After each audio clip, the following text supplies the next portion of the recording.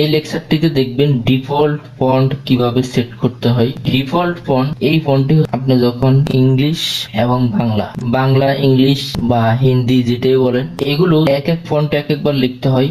তো এই লেখাগুলোর জন্য বারবার আমরা এখান থেকে নির্দিষ্ট করে ফন্ট সিলেক্ট করতে হয়। এখানে ক্লিক না করে কিভাবে ফন্টটা সিলেক্ট করা যায় সেই প্রসেসটি এখন দেখবেন। এটি করার জন্য প্রথমে ফাইল মেনুতে ক্লিক করবেন, এখানে দেখবেন ওয়ার্ড অপশন। এই ওয়ার্ড অপশনটি যে কোনো ভাষণেই থাকবে, এখানে ক্লিক করবেন। এখান থেকে এই যে কাস্টমাইজে ক্লিক করবেন।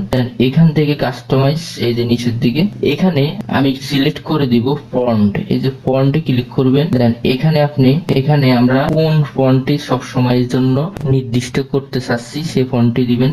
যেমন আমি ইংলিশ লেখার জন্য টাইমস নিউ রোমান এই ফন্টটি সিলেক্ট করলাম এবং এই ফন্টটির প্রেস নিউ শর্টকাট কি দিতে হবে। তো শর্টকাট কি আমি দিয়ে দিলাম, কিবোর্ড থেকে কন্ট্রোল প্রেস করে আমি 1 দিয়ে দিলাম। এখানে মনে রাখবেন ইম্পর্টেন্ট কোনো কে দেওয়া যাবে না।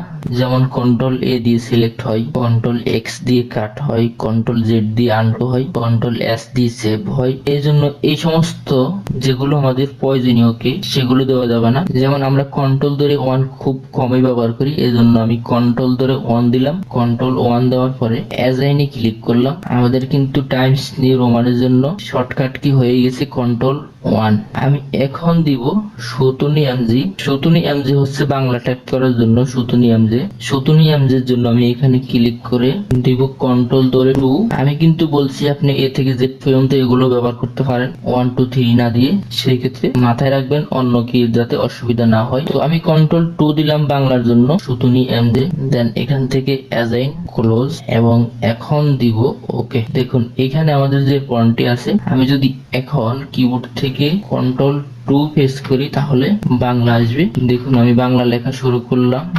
এখন মনে রাখবেন কন্ট্রোল অল্টার বি কিন্তু দিতে হবে। এখন আমি ইংলিশ ফন্ট সিলেক্ট করব। মনে আছে তো ইংলিশ ফন্টের জন্য দিছিলাম কন্ট্রোল 2।